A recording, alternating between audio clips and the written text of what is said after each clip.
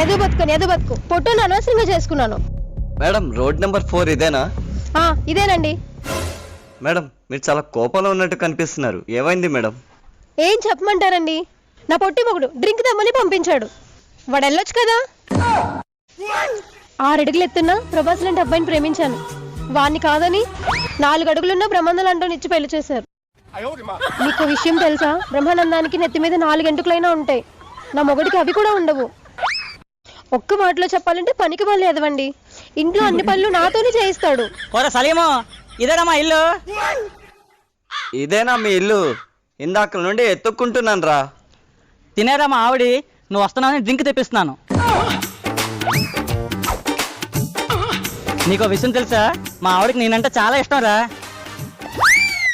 చూస్తుంటేనే అర్థమవుతుంది లేరా.